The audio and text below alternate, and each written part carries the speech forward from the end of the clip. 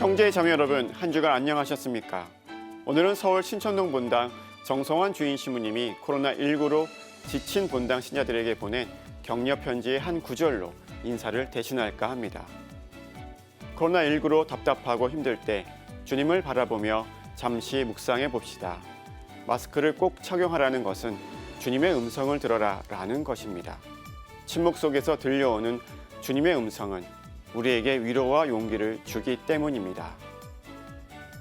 우리 사회는 코로나19와 사회적 거리두기, 경기 침체에 정치인들의 다툼까지 여러모로 어수선하고 불편합니다. 이럴 때일수록 일상생활의 속도를 한 템포 늦추고 마스크를 쓴 김에 말을 조금 덜 하면서 침묵에 잠겨보는 건 어떨까요? 침묵의 시간만큼 나 자신과 대면하고 주님의 음성에 귀 기울이기에 좋은 순간도 없습니다. 잠시 침묵을 해보는 것도 코로나19 시대를 살아가는 지혜가 아닐까 합니다. 가톨릭 뉴스 주간 종합 시작하겠습니다. 오늘은 교황청 소식부터 전해드리겠습니다. 프란치스코 교황이 오는 10월 3일 모든 형제들이 일하는 새 회칙을 반포합니다.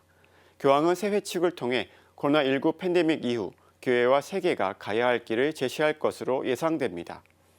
교황의 최근 발언을 통해 회칙이 어떤 내용이 담길지 전망해 보겠습니다.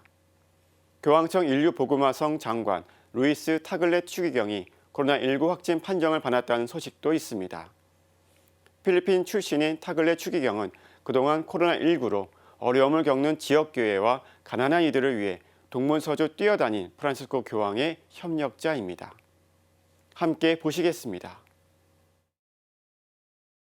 교황청에 따르면 프란치스코 교황은 다음 달 3일 새 회칙에 서명할 예정입니다. 제목은 프라텔리 투띠, 한국어로 번역하면 모든 형제들이란 뜻입니다. 프라텔리란 단어는 프란치스코 교황이 2013년 교황에 선출된 직후 대중에게 전한 첫마디이기도 합니다. Fratelli e sorelle, buonasera. 교황은 새 회칙 프라텔리 투띠를 통해 포스트 코로나 시대의 교회와 세계가 나아갈 방향, 추구해야 할 가치를 구체적으로 풀어낼 전망입니다. 교황이 최근 일반 아련에서 했던 발언들을 보면 회칙에 담길 내용을 짐작할 수 있습니다. 교황은 코로나19가 남긴 상처를 언급하며 간추린 사회교리를 여러 번 꺼내 들었습니다. 먼저 지난주 일반 아련입니다. 교황은 사회에 만연한 이기주의가 코로나19가 가져온 위기를 증폭시키고 있다고 우려했습니다. Per esempio, c'è chi vorrebbe appropriarsi di possibili soluzioni, come nel caso dei vaccini, e poi venderle agli altri. Alcuni approfittano della situazione per fomentare divisioni, per cercare vantaggi economici o politici, generando o aumentando conflitti. 교황은 이기주의와 소유에 대한 집착이 취약계층을 더욱 어렵게 만든다고 진단했습니다. 그러면서 이 상황을 그냥 지켜볼 것인지 되물었습니다.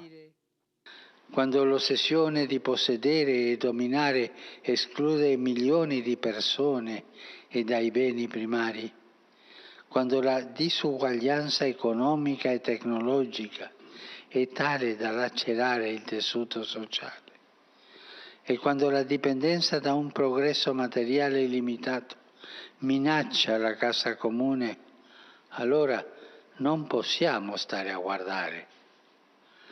No, questo è desolante. Non possiamo stare a guardare. 바이러스는 인종과 국적, 국경을 뛰어넘어 모든 인류를 괴롭히고 있습니다. 교황은 코로나19는 우리 모두가 서로 연결돼 있음을 보여준다며 위기를 극복하기 위해서는 연대의 힘이 필요하다고 강조했습니다. La solidarietà oggi è la strada da percorrere verso un mondo post-pandemia, verso la guarigione delle nostre malattie interpersonali e sociali. Non ce n'è un'altra. O andiamo avanti con la strada della solidarietà o le cose saranno peggiori. 교황이 제시하는 답은 연대를 통한 공동선 회복입니다. 이는 종교적 선언에 그치지 않습니다. 교황은 구체적인 방향 전환을 촉구해왔습니다. La pandemia è una crisi e da una crisi non si esce uguali. O usciamo migliori o usciamo peggio. Noi dovremmo uscire migliori e per migliorare le ingiustizie sociali e il degrado ambientale. Oggi abbiamo un'occasione per costruire qualcosa di diverso. Per esempio, possiamo far crescere un'economia di sviluppo integrale dei poveri e non di assistenzialismo. 정리하면 교황은 전 세계가 연결된 만큼 형제애가 바탕이 돼야 한다는 점, 이를 통해 이기주의를 타파하고 새로운 사회 경제적 희망을 발견해야 한다는 점, 그리고 희망이 현실이 되기 위해선 지금 바로 행동해야 한다는 점을 강조하고 있습니다. 교황의 새 회칙 모든 형제들은 다음 달 초 공개됩니다. 교황은 회칙 반포에 맞춰 이탈리아 움브리아주의 소도시 아시시를 방문합니다. 아시시는 프란치스코 성인이 태어나고 선종한 곳으로 10월 3일은 프란치스코 성인의 축일 하루 전날입니다. 교황은 아시시에서 미사를 봉헌하고 새 회칙 모든 형제들에 서명할 예정입니다. 지금까지 앵커 리포트였습니다. 교황청 인류보그마성 장관 타글레 추기경은 지난 10일 모국인 필리핀 마닐라에 도착했습니다. 그리고 도착하자마자 받은 코로나19 검사에서 확진 판정이 나왔습니다. 현재 타글레 추기경은 자가격리 중입니다. 마테오 브르니 교황청 대변인은 타글레 추기경은 지난 7일 로마에서 받은 코로나19 검사에서는 음성 판정을 받았다면서 현재 아무런 증상을 보이지 않고 있다고 설명했습니다. 타글레 추기경이 마지막으로 프란치스코 교황을 만난 건 지난달 29일입니다. 코로나19 확진 판정 이후 프란치스코 교황과의 직접적인 접촉은 없었습니다. 교황청은 타글레 추기경과 접촉한 사람들을 찾기 위해 역학조사를 벌이고 있습니다. 타글레 추기경은 2011년 필리핀 마닐라 대교구장에 임명됐고 2012년 베네딕토 16세 교황에 의해 추기경에 서임됐습니다. 그리고 추기경 서임 7년 만인 지난해 12월 프란치스코 교황에 의해 교황청 인류보그마성 장관에 임명됐습니다. 인류보그마성은 전 세계의 선교 지역 활동을 지휘하고 조정하는 부서로 우리나라도 인류보그마성이 관할하고 있습니다. 교황령 복음을 선포하여라 초안에 따르면 인류보그마성은 새 복음화 촉진 평의회와 함께 복음화 부서로 통합될 전망입니다. 통합되는 복음화 부서는 교황청 서열 2위로 격상됩니다.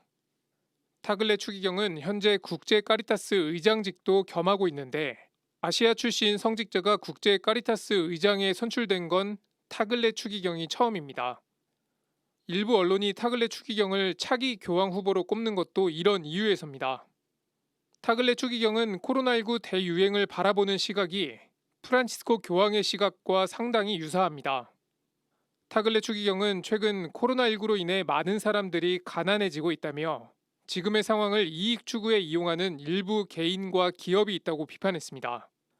그러면서 코로나19 이후 연민과 연대의 생활 방식이 자리 잡길 희망한다고 강조했습니다.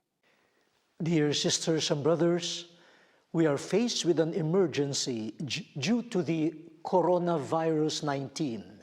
A pandemic spread of a virus must produce a pandemic contagion of charity.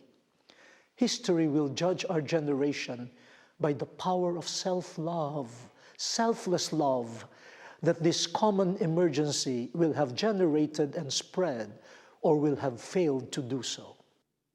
지금까지 앵커 리포트였습니다.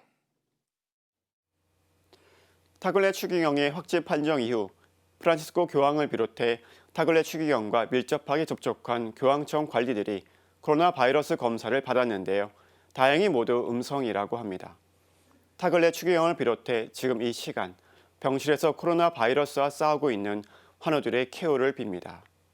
그리고 환우들을 위해 답답한 방호복을 입고 불철주야 애쓰는 의료진들을 축복해 주시길 주님께 청합니다. 네, 다음 소식입니다. 우리는 지금 9월 순교자 성월의 한가운데 있습니다. 20일 주일이 성 김대건 안드레아 사제와 성 정화상 바오로와 동료 순교자들 대축일입니다. 코로나19 예방 때문에 대축일 미사에 참여하지 못하는 분들은 저희가 준비한 뉴스 보시면서 순교자들을 기억하면 좋겠습니다.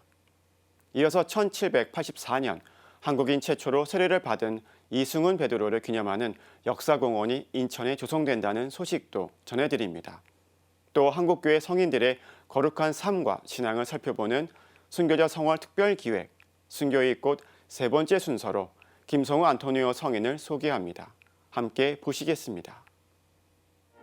9월 20일은 103위 순교 성인을 기리는 성 김대건 안드레아 사제와 성 정화상 바오로와 동료 순교자들 대축일입니다. 103위 성인의 순교 시기는 3개의 박해 시기로 나뉩니다. 연도별로는 1839년 기해박해 순교자가 70위로 가장 많고 1846년 병호박해 순교자가 9위, 1866년 병인박해 순교자가 24위입니다. 기해박해 순교자는 이호영 베드로를 비롯해 정국보 프로타시오, 김학의 아가타 등이며 병호박해 순교자 중에는 한국인 최초의 사제인 김대건 안드레아 신부가 있습니다. 병인박해 때에는 유정률 베드로와 베르네 시메온 주교, 브르트니에르 신부 등이 순교의 화관을 썼습니다. 103위 성인들이 성인의 전 단계인 복자품에 오른 건 두 시기에 걸쳐 나뉘어 있습니다. 기해박해와 병호박해 순교자 79위는 1925년 7월 5일, 그리고 병인박해 순교자 24위는 1968년 10월 6일 각각 바티칸에서 시복됐습니다. 기해, 병호, 병인, 세 박해기에 각각 순교했던 이들이 43년이란 시차를 두고 복자품에 올랐고 16년 뒤인 1984년 5월 6일 한자리에서 성인품에 올랐습니다. 당시 성 요한 바오로 2세 교황이 방한해 시성식을 집전했습니다. 이는 순교자들의 시복 시성을 간절히 희망했던 당시 한국교회 성직자와 수도자, 신자들의 간절한 기도의 결실이었습니다. 103위 순교자 중에 파리예방 전교회 소속 프랑스 선교사 10위를 제외하면 93위는 한국인입니다. 93위 한국인 성인 가운데 사제는 김대건 안드레아 신부가 유일합니다. 103위 성인 중에 92위가 평신도인 점은 당시 교우촌을 이뤄가며 믿음의 삶을 살았던 평신도들의 믿음이 얼마나 굳건했으며 영성이 얼마나 넓고 깊었는가를 헤아리게 합니다. 아울러 선교사 없이 평신도에 의해 믿음의 씨앗이 자라난 한국 천주교의 특성도 엿보게 합니다. 성 김대건 안드레아 사제와 성 정화상 바오로와 동료 순교자들 대축일은 1984년 이전엔 9월 26일 한국 순교복자 대축일이었습니다. 그러다 1984년 시성 이후 9월 20일로 옮겨 대축일을 지내고 있습니다. 성 김대건 안드레아 사제와 성 정화상 바오로와 동료 순교자들 대축일은 이동 축일입니다. 9월 20일이 주일이 아닌 경우 가장 가까운 주일에 대축일 미사를 봉헌합니다. CPBC 이희미입니다. 인천교구와 인천광역시가 이승훈 역사공원 조성 사업을 위한 업무 협약을 체결했습니다. 이에 따라 이승훈 묘역 일대에 4만 5천 제곱미터 규모의 역사공원과 한국천주교 역사문화체험관이 들어서게 됩니다. 앞서 인천교구와 인천시는 2018년 4월 이승훈 역사공원 조성을 위한 양해각서를 체결하고 도시공원위원회의 심의와 조성계획 결정고시 등의 절차를 밟았습니다. 이번 업무 협약에 따라 인천시는 이승훈 역사공원을 조성하고 인천교구는 천주교 역사문화체험관을 건립합니다. 역사공원과 체험관은 내년 상반기 착공해 2022년 6월 준공을 목표로 하고 있습니다. 하느님의 종 이승훈 베드로는 천주교 세례를 받은 첫 한국인입니다. 이승훈은 이벽을 통해 천주교 교리를 접한 뒤 감명받아 1784년 중국 베이징에서 그라몽 신부로부터 세례를 받았습니다. 이승훈은 귀국 후 이벽의 집에서 이벽, 권일신, 처남 정약용 등에게 세례를 주고 첫 신앙 공동체를 일궜습니다. 가성직 제도를 만들어 전례를 거행하기도 했던 이승훈은 이것이 잘못된 것임을 알고 성직자 영입운동을 펼친 끝에 중국인 주문모 신부를 입국시켰습니다. 이후 1801년 신유박해 때 천주교의 우두머리로 지목돼 체포됐으며 모진 고문 끝에 서소문박 형장에서 참수형으로 순교했습니다. 이승훈은 하느님의 종 이벽 요한 세례자와 동료 132위에 포함돼 현재 시복예비 심사가 진행 중입니다. 이승훈의 묘역은 인천시 남동구 장수동에 있습니다. 인천시는 이승훈의 업적을 기리고자 이승훈 묘역을 2011년 인천시 기념물 제63호로 지정했습니다. CPBC 전은지입니다. 김성우 안토니오 성인은 1795년 경기도 광주 구산에서 태어났습니다.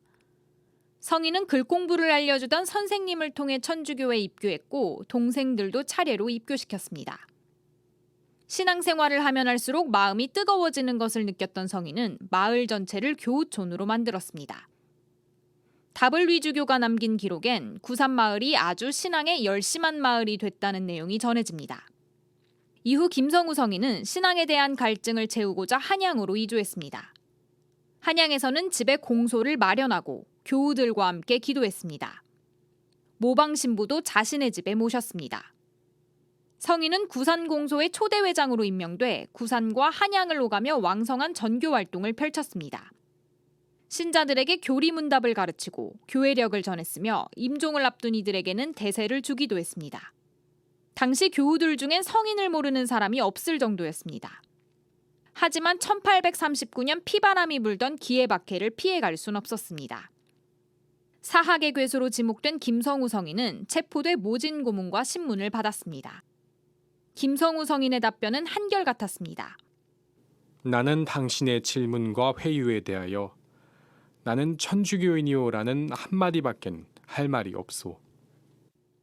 김성우 성인의 옥중 생활은 무려 15개월이나 지속됐습니다. 성인과 형제들이 겪은 옥중 생활은 후손을 통해서도 전해집니다. 감옥에서 생활하시는 그 모습, 당시에는 가마니를 뜯어서 먹을 정도로 이렇게 아주 열악한 환경이었. 식사하시는 모습 그걸 다 보고 그러고는 뒤돌아서 내려올 때 눈물을 흘려서 빈 바가지에 눈물이 가득 고일 정도로 이렇게 처참한 환경을 목격하며 그렇게 내려왔다 하는 그런 이야기를 저희 할아버지한테 저는 직접 들었습니다. 사생간 천주교인. 살아도 천주교인으로 살고 죽어도 천주교인으로 죽을 것이라는 김성우 성인의 말은 성인의 굳건한 신앙을 보여줍니다. 구산 성지엔 김성우 성인의 묘소와 성인이 이끌었던 교우촌의 흔적이 남아 있습니다. CPBC 전은지입니다. 김성우 안토니오 성인이 옥중에서 남긴 말, 나는 천주교인이요. 참으로 자랑스러운 신앙 고백입니다. 그러나 한편으로는 모범과 희생이 따를 수밖에 없는 무거운 책임이기도 합니다. 우리가 매년 순교자 성화를 보내는 이유는 신앙 선조들의 이러한 신앙 고백과 그리스도인으로서의 책무를 기억하기 위해서라고 생각합니다. 화제를 바꿔보겠습니다. 세상이 점점 메말라 가고 있다고 느낄 때 들려오는 나눔 소식은 늘 마음을 훈훈하게 해줍니다. 한 청각장애인이 자신도 어렵지만 자신보다 더 어려운 이들을 위해 가진 것을 내놓았다는 소식이 있습니다. 이어 유용한 정보 하나 전해드리겠습니다. 곧 추석 명절이 돌아오는데요. 이맘때가 되면 이번 명절상에 어떤 음식을 올릴까? 고마운 분들에게는 무슨 선물을 건넬까? 적잖이 고민되시죠? 우리농 먹거리로 즐기는 한가위 어떨까요? 우리농촌 살리기 운동본부가 추천하는 먹거리를 소개합니다. 서울대교구 왕십리본당 임춘희 프란치스카 씨가 재단법인 바보의 나눔에 800만 원을 기부했습니다. 800만 원은 한 사람이 청각회복 수술을 받고 치료를 받는 데 드는 금액입니다. 청각장애를 가진 임 씨는 청각장애를 가지고 있는 아이들을 돕고 싶다며 매년 800만 원씩 기부하겠다는 뜻을 밝혔습니다. 어려운 애들을 위해서 해서 그 아이자 헬렌 켈러를 만들고 싶어요. 예. 정말로 이 세상에 주님의 그 말씀을 전할 수 있는 그런 어린아이를 해주고 싶어서. 임 씨가 청각장애를 갖게 된 건 20년 전. 암 수술을 받은 후 청력이 조금씩 약해지더니 2년 전 어머니가 돌아가신 충격으로 청력을 완전히 잃어버렸습니다. 임 씨는 결국 30년 넘게 다닌 직장을 그만둬야 했습니다. 친구는 물론이고 가족들과의 소통도 어려웠습니다. 임 씨는 기도 말고는 아무것도 할 수 없었다며 세상에 홀로 남겨진 기분이었다고 회상했습니다. 2년 전에부터 완전히 쓰러져 버려. 정말 그야말로 하나도 싹 쓰러져 버려. 그러다 보니까 이 세상에 혼자 남아있는 듯한 너무너무 힘들어요. 하지만 임 씨는 올해 초 인공와우 수술을 받은 덕분에 보청기를 끼고 소리를 들을 수 있게 됐습니다. 임 씨는 다시 들을 수 있게 된 건 주님의 도움 덕분이라고 말했습니다. 정말 우리 주님의 그 사랑을 전혀 잊지 말고 항상 주님 생각하면서 어떤 어려움이 닥쳐도 잘 이겨내고 우리 신자가 아니라면 우리 주님한테 와주십사. 임 씨의 기부금은 삼성 서울병원으로 전달돼 청각장애인의 수술비와 치료비로 사용될 예정입니다. CPBC 장현민입니다. 유례 없이 긴장마와 태풍으로 올해는 농산물 수확량이 많지 않았습니다. 특히 사과와 배, 단감 등 과일류 피해가 컸습니다. 어려운 여건이었지만 우리 농에서는 친환경농법으로 재배한 탐스럽고 큼지막한 배를 만날 수 있습니다. 추석 상차림에 빠질 수 없는 음식이 송편입니다. 쑥깨와 백미깨, 단호박소를 넣은 알록달록한 송편이 먹음직스럽습니다. 우리 농은 생송편을 쪄서 냉동 송편으로 신선하게 공급합니다. 수정과와 식혜는 팔리지 않고 남은 쌀과 곶감으로 만들었습니다. 남은 수확물로 만든 우리 음료, 말 그대로 착한 간식입니다. 정성을 담아 만든 흑곶감과 녹두전, 약과도 판매 중입니다. 가톨릭 농민의 원주교구의 황태포는 말리는 과정에서 약 처리를 하지 않았습니다. 전주교구의 흑곶감은 오직 햇볕과 바람으로 건조해 만들었습니다. 가족과 친척, 지인을 위한 추석 선물도 준비돼 있습니다. 표고버섯 가운데 으뜸으로 꼽히는 백화고, 기침과 가래, 기관지에 좋고 항암 효과까지 있는 백화고 혼합 세트가 마련됐습니다. 긴 장마와 폭우로 참깨와 들깨 등 밭작물은 올해 침수 피해가 막심했습니다. 일부 어렵게 수확한 깨로 기름 세트를 만들었습니다. 차례상 차림에 꼭 필요한 튀김가루나 부침가루, 찹쌀 현미 등도 우리농에서 구입할 수 있습니다. 우리농 회원이라면 할인된 가격으로 구매가 가능합니다. 긴 장마에 태풍까지 기후의 변화로 1차 농산물인 사과, 배 등의 우박 등을 맞았습니다. 그래서 화학 첨가물이 없는 한과나 추석용품들이 작년에 비해 지금 현재 늦어지고 있습니다. 코로나19로 비대면의 소비가 늘면서 매장 방문 회원들도 많이 줄었는데요.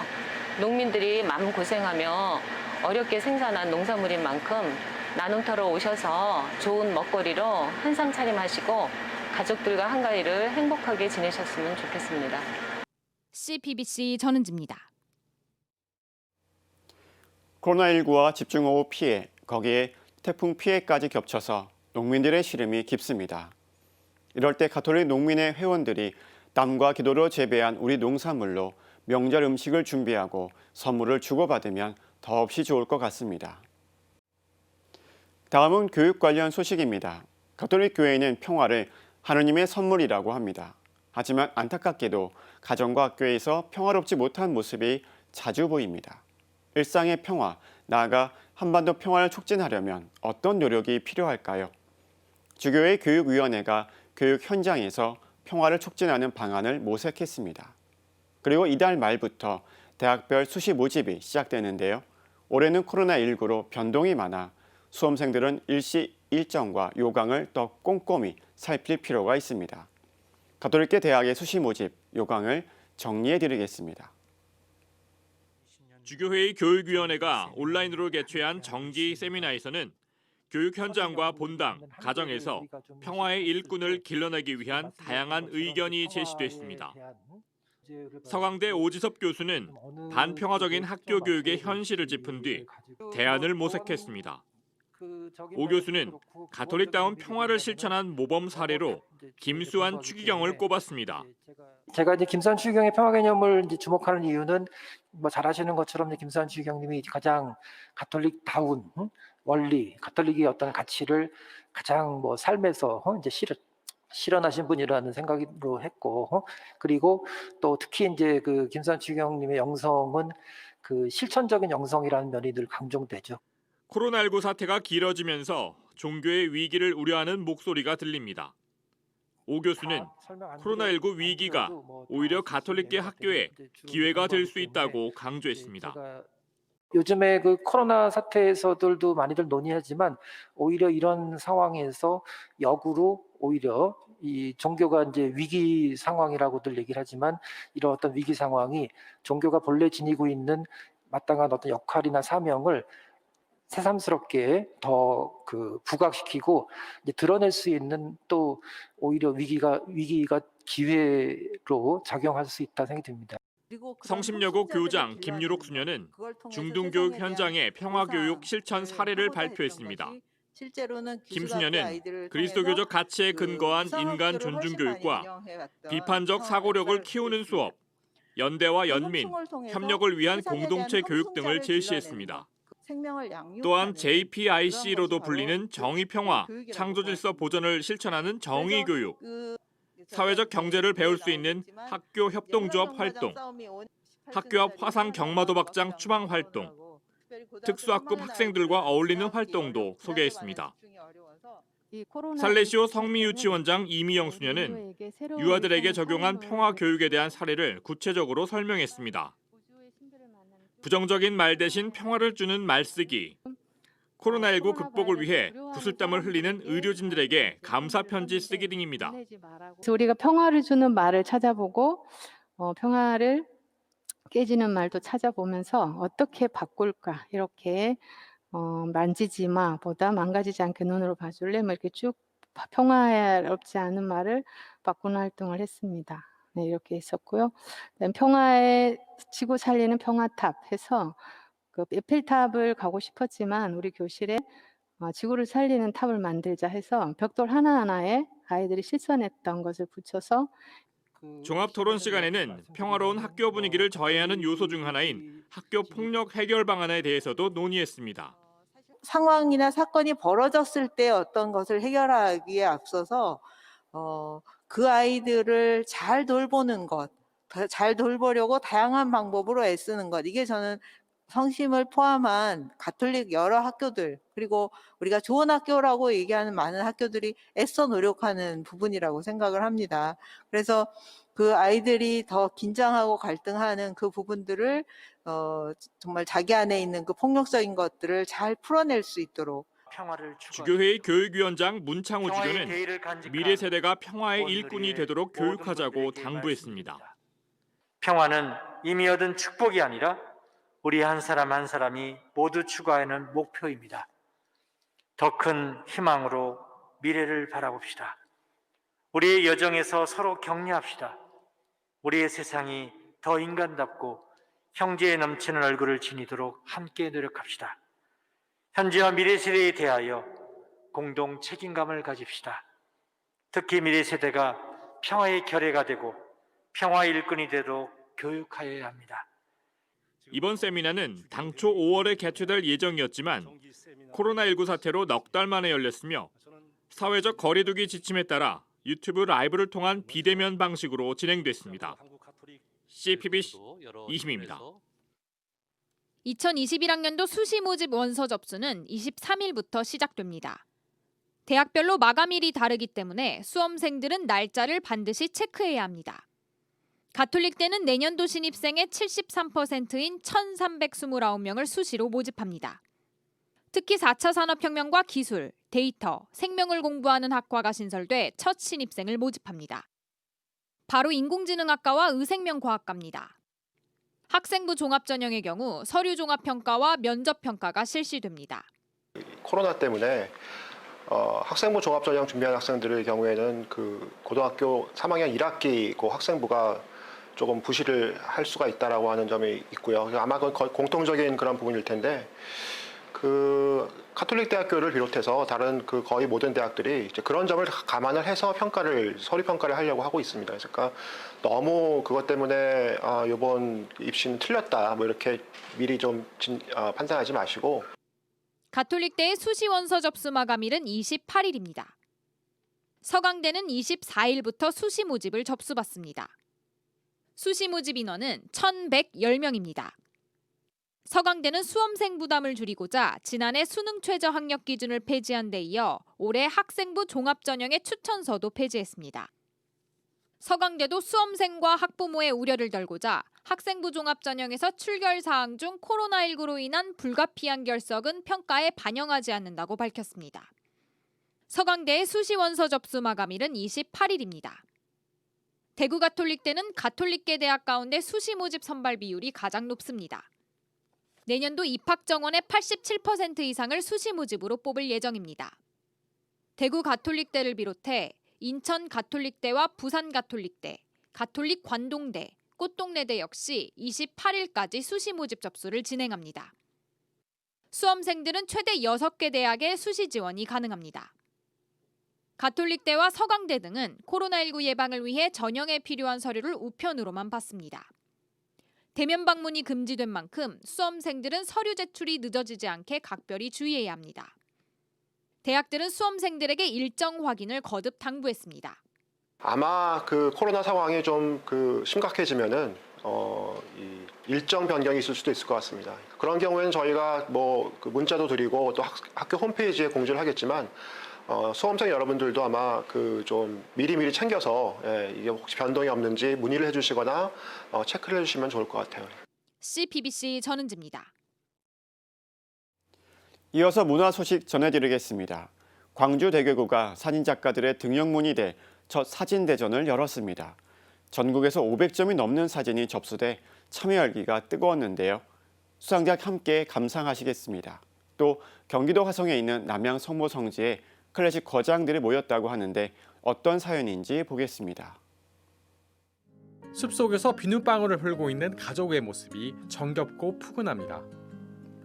제1회 광주대교구 사진대전에서 우수상으로 선정된 이숙 작가의 엄마 아빠 사랑해요입니다.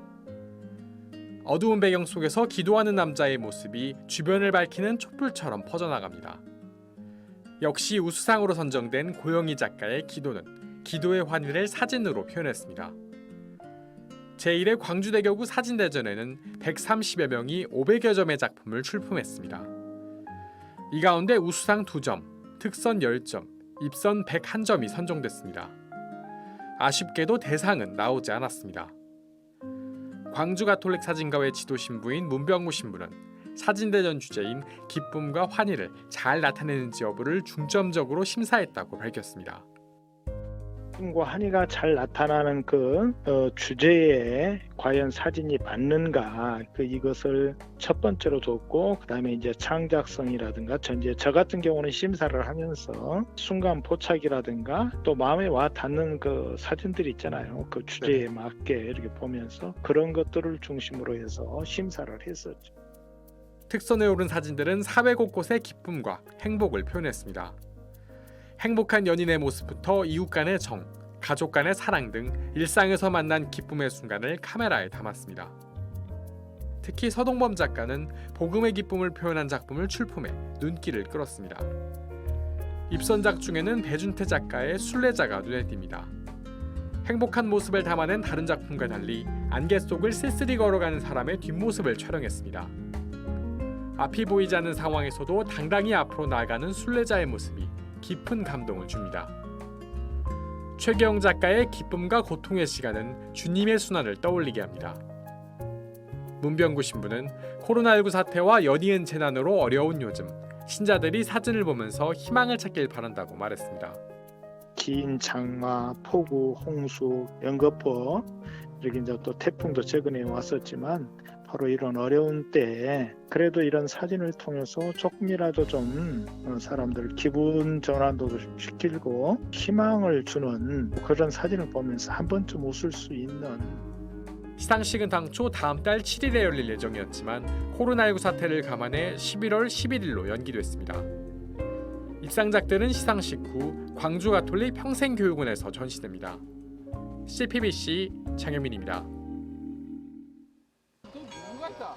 전 세계를 무대로 활동하는 음악가 7명이 한날 한시에 남양 성모성지를 찾았습니다.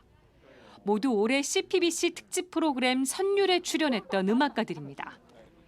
천상의 목소리를 가진 소프라노 임선혜 아네스 씨가 거장들과 음악과 신앙을 넘나들며 나눈 이야기는 교회 안팎에서 화제가 됐습니다. 우리나라 피아니스트계의 데모인 신수정 가타리나 서울대 명예교수를 시작으로 바이올리니스트 양인모 다윗, 첼리스트 양성원 요셉, 피아니스트 이진상 안토니오, 클라리네티스트 김한 미카엘, 바이올리니스트 백주영 율리안나까지 진솔한 대화는 즉석 연주로 이어지기도 했습니다.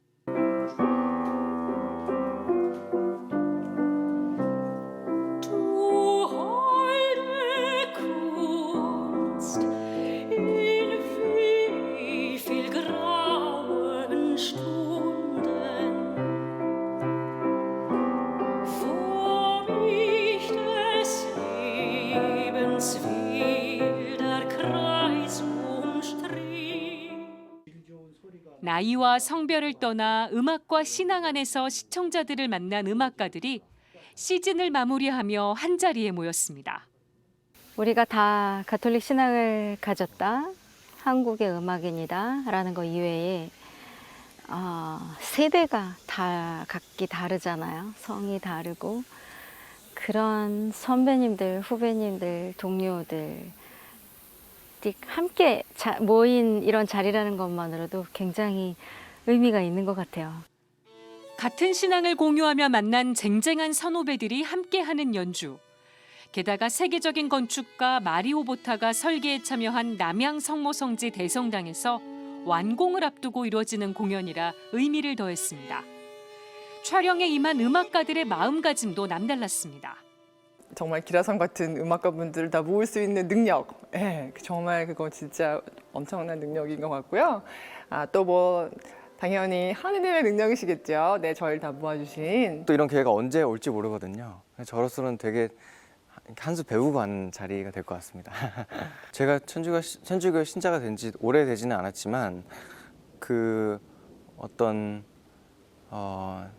진실함과 음악과 맞물리는 부분이 많은 것 같아요. 제가 잘은 모르겠지만 어떤 음악을 대하는 태도도 그렇고 이 천주교적인 덕목과 잘 일치하는 것 같고, 우리가 다 같은 가톨릭 신앙을 가진 사람들로서 이렇게 또 아름다운 이 마리오 보타라는 이 성전에서 이런 연주를 할 수 있다는 거가 정말 보통 일이 아닌 것 같아서. 남양 성모성지 전담 이상각 신부는 클래식 거장들의 성지 방문과 뜻깊은 연주에 기대감을 나타냈습니다. 저희 공간이 아름답고 뛰어나니까 사람들의 관심이 많아요. 관심이 많아서 그냥 뭐 이런 아직 그 정식적으로 봉헌하지 않았지만 관심이 많으니까 이런 기회에 또 이렇게 이런 음악이라는 아름다운 걸 통해서 사람들에게 또 소개할 수 있다면 가까이 더 다가가고 좋지 않을까 싶었습니다. 네. 세계적인 음악가들의 독주와 협연, 노래가 어우러진 선율 에필로그는 내일 밤 11시와 모레 오후 1시 시청자들을 찾아갑니다. 선율 에필로그는 코로나19 사태 장기화로 힘들고 지친 사람들을 음악으로 위로하고 희망을 전하는 시간이 될 전망입니다. CPBC 김혜영입니다. 이어서 사제의 눈 시간입니다. 지난 설날 저는 조카에게 세뱃돈을 줄 때 곤란한 상황이 벌어졌습니다.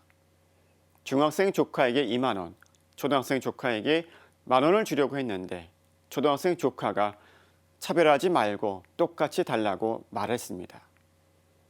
중학생과 초등학생의 차이를 둬야 했을까요? 똑같이 나눠줘야 했을까요? 아니면 동생에게 1만 원을 더 받을 수 있는 기회를 줬어야 했을까요? 하느님의 정의를 말해야 하는 저는 어떻게 해야 맞는 걸까요? 우리 사회가 바로 이 곤란한 문제에 직면해 있습니다. 2014년 한 여대생이 인터넷에 올린 글이 큰 반향을 일으켰습니다. 바로 정유라가 올린 돈도 실력이야. 우리 사회가 어떤 현실인지 적나라하게 보여주는 사건이었습니다. 최근 유행하는 말이 부모 찬스입니다. 사회 지도층의 자녀 특혜가 연달아 뜨거운 이슈가 되고 있습니다. 그만큼 불공정한 기울어진 운동장이라는 뜻일 겁니다. 최근에 서울대학교 합격자 중 강남 3구 출신이 상당히 높은 비중을 차지하고 있고 각계각층 유명인사 자녀들이 부모 영향으로 쉽게 취업하는 것을 보면서 불공정에 대한 불만이 폭발하고 있습니다. 지난 11월 통계청이 발표한 2019년 사회조사에서 20, 30대의 사회 신뢰도는 40%대에 그쳤습니다. 그리고 그만큼 공정한 사회에 대한 관심과 갈망도 커져가고 있습니다. 공정은 어느 한쪽으로 치우침 없이 공평하고 올바름을 말합니다. 그런데 공정의 비례 원리는 공정한 선발 과정이 기준입니다. 그리고 보편 원리는 사회 구조적 차별에 취약한 집단에 우선권을 주어 권익을 보장하려는 원리를 말합니다. 하지만 비싼 사교육을 받을 수 있는 부유층 자녀들이 명문대에 진학할 확률이 더 높으니 형식적인 비례성 공정은 결과의 평등과 갈등을 빚게 됩니다. 부모 사이의 결과의 불평등이 자식들에게 기회의 불평등으로 그대로 이어지기 때문입니다. 지역균형 선발 제도는 교육 여건이 상대적으로 낙후된 지역의 학생들에게 더 많은 입학 기회를 주고 다양한 사회적 경제적 배경을 지닌 학생들을 받아들여 사회 통합에 기여함을 목적으로 시작되었습니다. 이는 지방이나 일반고 학생들에게 상대적으로 유리한 전형입니다.